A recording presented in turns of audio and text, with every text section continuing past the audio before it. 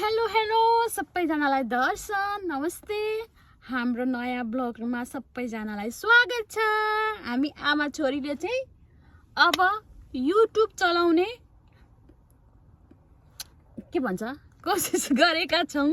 हाम्रो चाहिँ युट्युबमा धेरै सब्स्क्राइबर छैन, त्यही पनि मेमोरी हुन्छ नानीको लागि भनेर मैले चाहिँ युट्युबमा भिडियो हाल्ने तयारी गरिरहेको छु। अनि रियान्सी तिम्रो नाम के हो? रियान्सी अधिकारी। Hi guys भन्देऊ।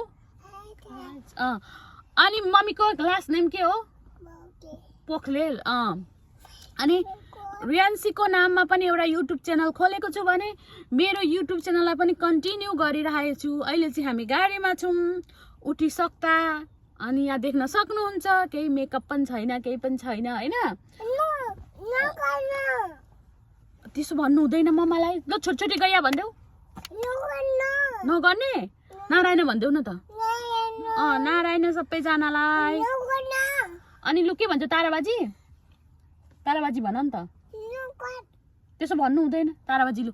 ताराबाजी लोइ लोइ मामा आए गोरा, माइजू आइन् डोली, पापा ल्याइन् सोली, बुबु माम सुपुक्क, काफल गेरी कुटुक्क, बिरालो भन्छ म्याउ म्याउ, अगुल्टो भन्छ के भन्छ?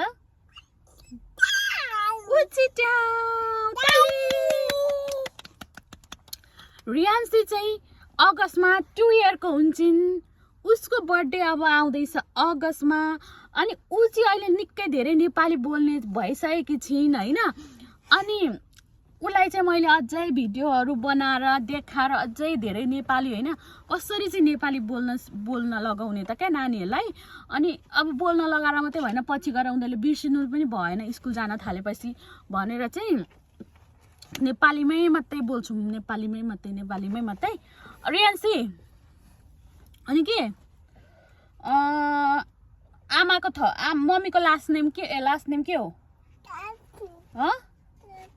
के हो मम्मीको? मेरो के हो?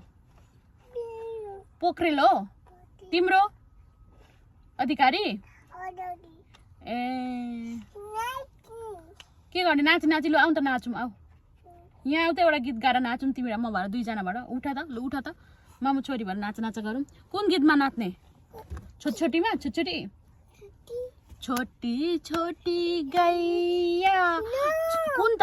नारायण ए कुटु कुटु कुटुमा कुटु सुपारी दाना कुटुमा कुटु सुपारी दाना कुटुमा कुटु, हेर्दा जिउ जान खाइला लाग्दो, जागिरे मर्दा बलियो, इमानदारी केटोलाई जिउन दे।